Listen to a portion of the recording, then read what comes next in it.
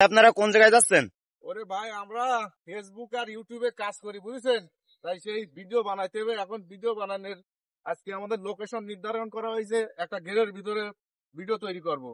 তা সেইখানে আমরা যাচ্ছি, সেই ভিডিও বানানোর উদ্দেশ্যে যাচ্ছি। আমরা এই তিনজন আছি, আর আমাদের পিছনে আর এক ভাই আসতেছে।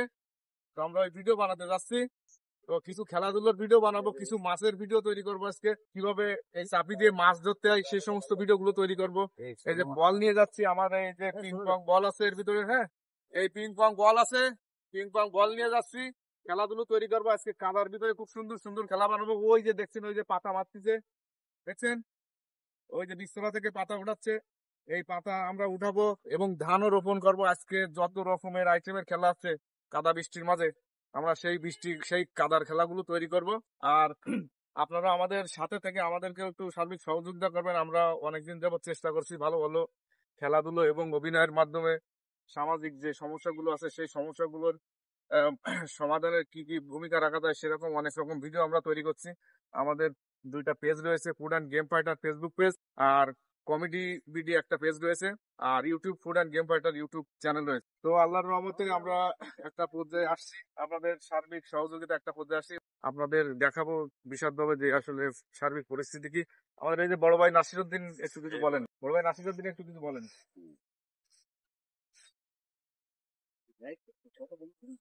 আসসালামু আলাইকুম। আমাদের আজকে আসলে সকালবেলার উদ্দেশ্যটা হচ্ছে আজকে একটা গেম করবো আর কি। যে গেমটা হচ্ছে সরাসরি মাঠে, যে মাঠ প্রান্তে আমরা কৃষকদের মাঝে যে ওই অনুষ্ঠানটা পরিচালনা করব, খেলাধুলাটা করব। আমাদের সঙ্গে থাকবে আমাদের হামিদুর ভাই এবং শাহিন ভাই এবং আহসানুল্লাহ। আর মেন উদ্দেশ্য যে প্রান্তে আমরা খেলাটা করব, এই খেলাটা হবে একটি ঘেরের ভিতরে, যে ঘেরটির প্রকৃতি মালিক হচ্ছে আমাদের আব্দুর রহিম খান। ওনাকে এখনো আমরা সেই জায়গায় পর্যন্ত পৌঁছাতে পারিনি, বিধায় এখনো তাকে পরিচয় করে দিতে পারছি না। তো আমাদের এই আশেপাশে যত দেখতে পাচ্ছেন, আমাদের সমস্ত এই আমাদের এলাকা, আমাদের গ্রাম, আমাদের এই গ্রামে অনেক ধান, চাল এবং অনেক সরিষা লাগানো হয়।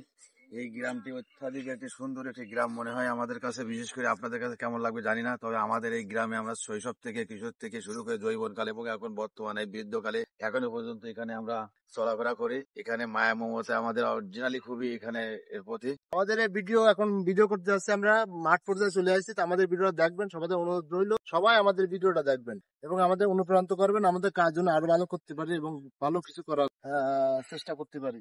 ধন্যবাদ সবাইকে। আসসালামু আলাইকুম।